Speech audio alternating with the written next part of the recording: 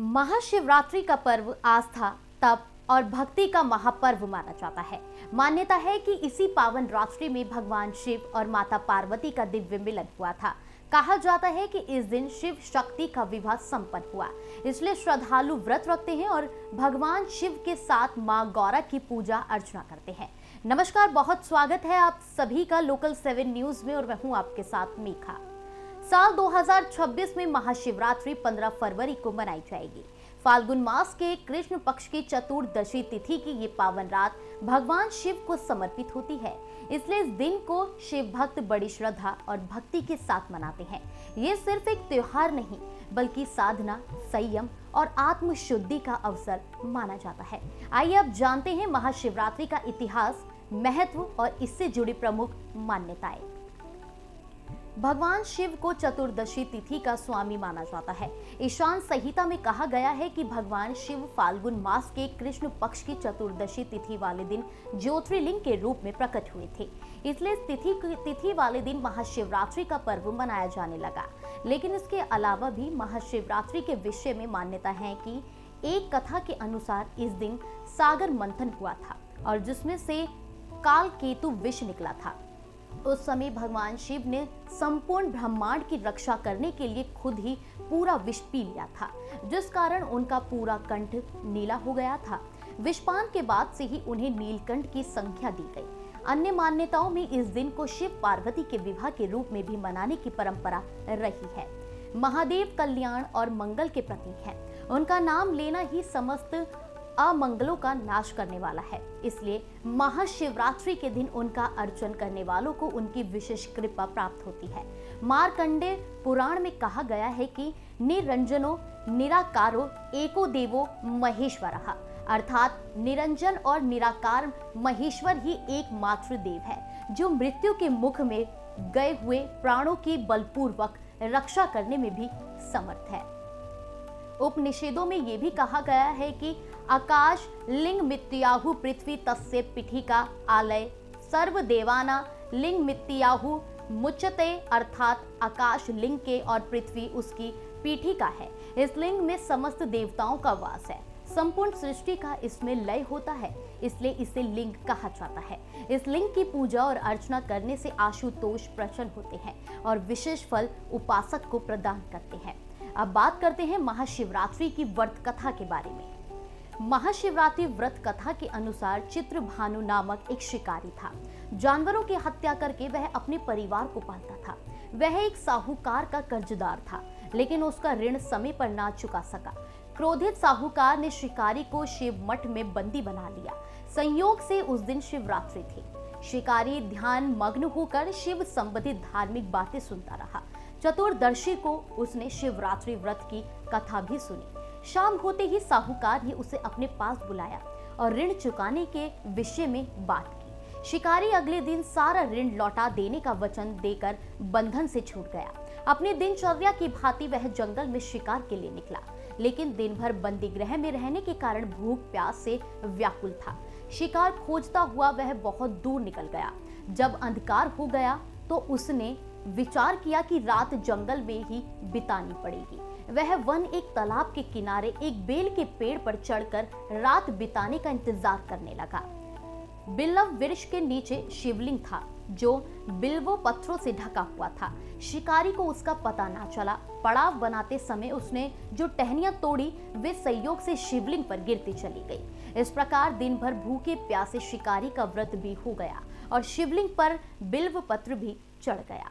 एक पहर रात्रि बीत जाने पर एक गर्भिणी हिरणी तालाब पर पानी पीने पहुंची। शिकारी ने धनुष पर तीर चढ़ाकर ज्यों की प्रत्यंचा खींची। हिरणी बोली, मैं गर्भिणी हूँ, शीघ्र ही प्रसव करूंगी। तुम एक साथ 2 जीवों की हत्या करोगे जो ठीक नहीं है। मैं बच्चे को जन्म देकर शीघ्र ही तुम्हारे समक्ष प्रस्तुत हो जाऊंगी, तब मार लेना। आगे बता दें कि शिकारी ने प्रत्यंचा ढीली कर दी और हिरणी जंगली झाड़ियों में लुप्त हो गई। प्रत्यंचा चढ़ाने तथा ढीली करने के वक्त कुछ बिल्व पत्र अनायास ही टूटकर शिवलिंग पर गिर गए। इस प्रकार उससे अनजाने में ही प्रथम प्रहर का पूजन भी संपन्न हो गया। कुछ ही देर बाद एक और हिरण उधर से निकला। वहीं शिकारी की प्रसन्नता का ठिकाना ना रहा। समीप आने पर उसने धनुष पर बाण चलाया। तब उसे देखा हिरणी ने विनम्रता पूर्वक निवेदन किया, हे शिकारी, मैं थोड़ी देर पहले ऋतु से निवृत्त हुई हूँ, कामातुर विरहिणी हूँ, अपने प्रिय की खोज में भटक रही हूँ। मैं अपने पति से मिलकर शीघ्र ही तुम्हारे पास आ जाऊंगी। शिकारी ने उसे भी जाने दिया। 2 बार शिकार को खोकर उसका माथा ठनका। वह चिंता में पड़ गया। रात्रि का आखिर पहर बीत रहा था। इस बार भी धनुष से लगकर कुछ बेलपत्र शिवलिंग पर जा गिरे तथा दूसरे प्रहर की पूजन भी संपन्न हो गई। तभी एक अन्य हिरणी अपने बच्चों के साथ उधर से निकली। शिकारी के लिए यह स्वर्णिम अवसर था। उसने धनुष पर तीर चढ़ाने में देर नहीं लगाई। वह तीर छोड़ने ही वाला था कि हिरणी बोली, हे शिकारी, मैं इन बच्चों को इनके पिता के हवाले करके लौट आऊंगी। इस समय मुझे मत मारो। शिकारी हंसा और बोला, सामने आए शिकार को छोड़ दूं, मैं ऐसा मूर्ख नहीं। इससे पहले मैं 2 बार अपना शिकार खो चुका हूँ। मेरे बच्चे भूख प्यास से व्यग्र हो रहे हैं। उत्तर में हिरणी ने फिर कहा, जैसे तुम्हें अपने बच्चों की ममता सता रही है, ठीक वैसे ही मुझे भी है। शिकारी, मेरा विश्वास करो, मैं इन्हें इनके पिता के पास छोड़कर तुरंत लौटने की प्रतिज्ञा करती हूँ। हिरणी का दुख भरा स्वर सुनकर शिकारी को उस पर दया आ गई। उसने उस मृग को भी जाने दिया। शिकार के अभाव में तथा भूख प्यास से व्याकुल शिकारी अनजाने में ही बेल वृक्ष पर बैठा बेलपत्र तोड़ तोड़कर नीचे फेंकता जा रहा था। वो फटने हुई तो एक हष्ट पुष्ट मृग उसी रास्ते पर आया। शिकारी ने सोच लिया कि इसका शिकार वह अवश्य करेगा। शिकारी की तनी प्रत्यंचा देखकर मृग विनते स्वर में बोला, हे शिकारी, यदि तुमने मुझसे पूर्व आने वाली 3 मृगियों तथा छोटे छोटे बच्चों को मार डाला है तो मुझे भी मारने में विलंब ना करो, ताकि मुझे उनके वियोग में एक क्षण भी दुख ना सहना पड़े। मैं उन हिरणियों का पति हूँ। यदि तुमने उन्हें जीवन दान दिया है तो मुझे भी कुछ क्षण का जीवन देने की कृपा करें। मैं उनसे मिलकर तुम्हारे समक्ष मौजूद हो जाऊंगा। मृग की बात सुनते ही शिकारी के सामने पूरी रात का घटना चक्र घूम गया। उसने सारी कथा मृग को सुना दी। तब मृग ने कहा, मेरी 3 पत्नियां जिस प्रकार प्रतिज्ञाबद्ध होकर गई है, मेरी मृत्यु से अपने धर्म का पालन नहीं कर पाएगी। अतः जैसे तुमने उन्हें विश्वापात्र मानकर छोड़ा है, वैसे ही मुझे भी जाने दो। मैं उन सब के साथ तुम्हारे सामने शीघ्र ही उपस्थित होता हूँ। शिकारी ने उसे भी जाने दिया। इस प्रकार प्रातः हो गई। उपवास, रात्रि जागरण तथा शिवलिंग पर बेलपत्र चढ़ने से अनजाने में ही पर शिवरात्रि की पूजा पूर्ण हो गई। पर अनजाने में ही हुई पूजन का परिणाम उसे तत्काल मिला। शिकारी का हिंसक हृदय निर्मल हो गया। उसमें भगवद शक्ति का वास हो गया।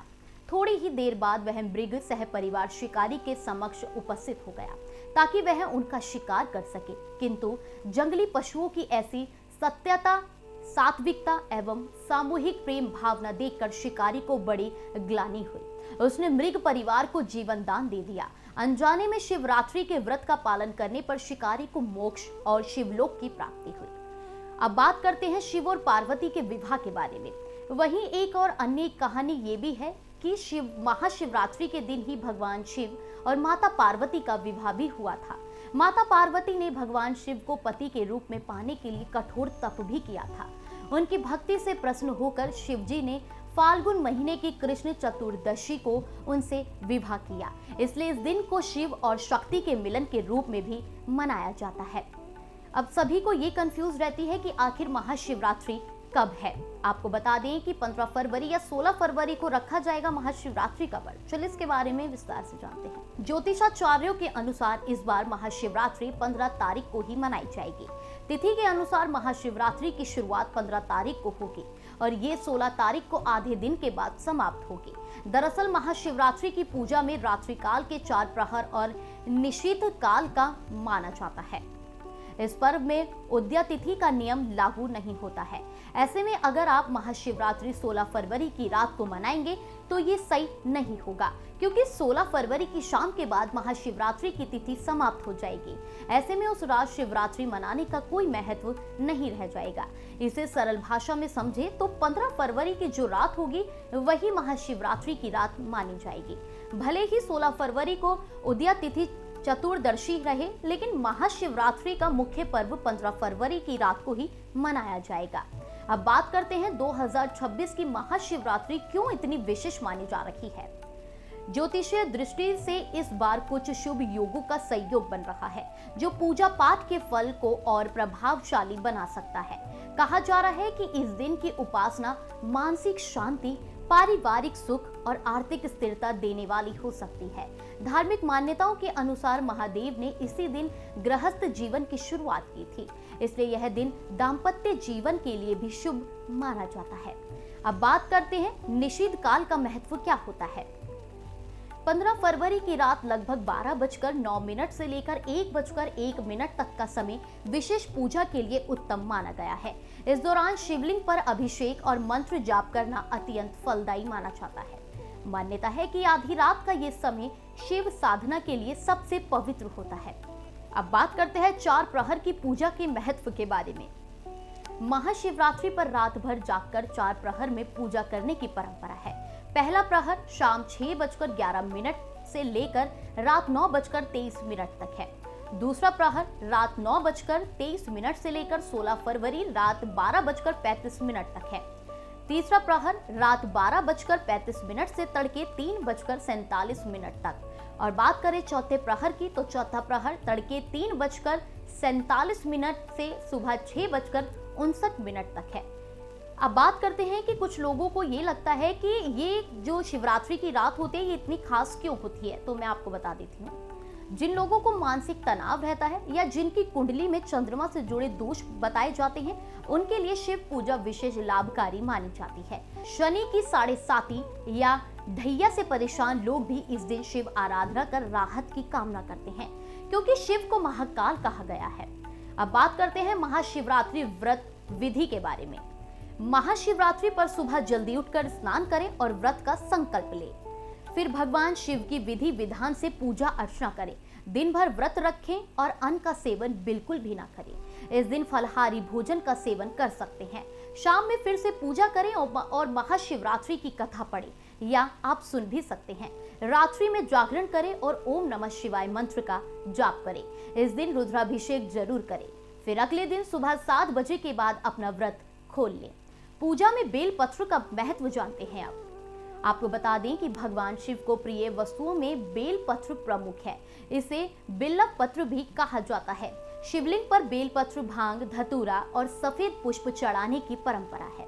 धार्मिक मान्यता है कि बेल पत्र की 3 पत्तियां ब्रह्मा, विष्णु और महेश का प्रतीक मानी जाती है। महाशिवरात्रि पर बेल पत्र अर्पित करने से शिव की कृपा प्राप्त होती है। अब बात करते हैं कि पूजा के दौरान कुछ सावधानियां हैं जो हमें जरूर ध्यान रखनी चाहिए। आपको बता दूं कि हिंदू मान्यताओं के अनुसार महाशिवरात्रि तप, साधना और भक्ति का विशेष पर्व है। इस दिन सच्चे मन से की गई पूजा जीवन के कष्टों को दूर कर सुख समृद्धि प्रदान करती है।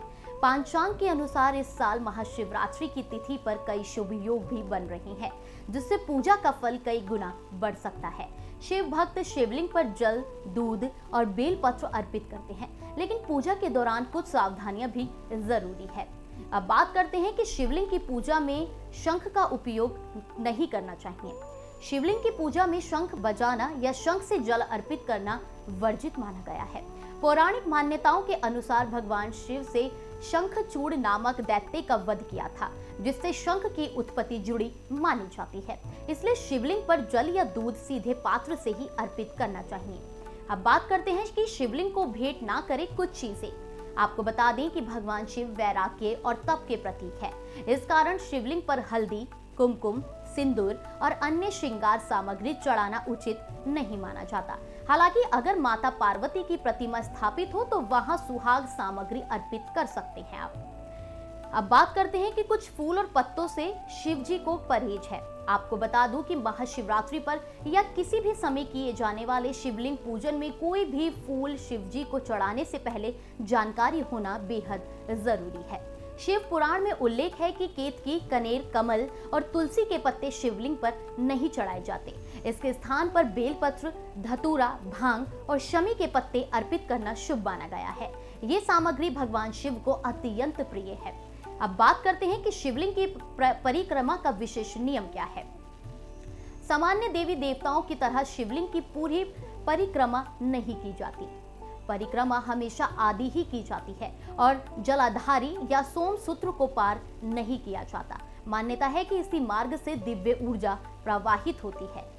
अक्षत अर्पित करते समय कि हमें मतलब अक्षत जो होते हैं, हमें कुछ बातों का उसमें विशेष ध्यान रखना होता है। अक्षत यानी कि चावल। आपको बता दें कि शिवलिंग पर चढ़ाए जाने वाले अक्षत यानी कि चावल साबुत और साफ होने चाहिए। टूटे हुए या खंडित चावल अर्पित करने से पूजा अधूरी मानी जाती है। धार्मिक मान्यताओं के अनुसार शिवलिंग पूजन में इन नियमों का पालन करते हुए की गई पूजा से मन को शांति और सकारात्मक ऊर्जा मिलती है। महाशिवरात्रि के पावन अवसर पर विधि पूर्वक पूजा करने से भगवान शिव की विशेष कृपा प्राप्त होती है और भक्तों की मनोकामनाएं भी पूर्ण होती हैं। तो दर्शकों, इस प्रकार हमने जाना महाशिवरात्रि का इतिहास, महत्व और इसकी पावन परंपराओं के बारे में। ये पर्व केवल एक त्योहार नहीं बल्कि आस्था, तप और भक्ति का प्रतीक है। आइए इस महापर्व पर हम सभी अपने मन को शुद्ध करें और साधना और संयम का मार्ग अपनाएं और भगवान शिव की कृपा प्राप्त करें। याद रखिए, महाशिवरात्रि केवल पूजा का अवसर नहीं बल्कि ये आत्मा के जागरण और सकारात्मक ऊर्जा के लिए भी एक सुअवसर है। आप सभी को हमारी ओर से महाशिवरात्रि की हार्दिक शुभकामनाएं।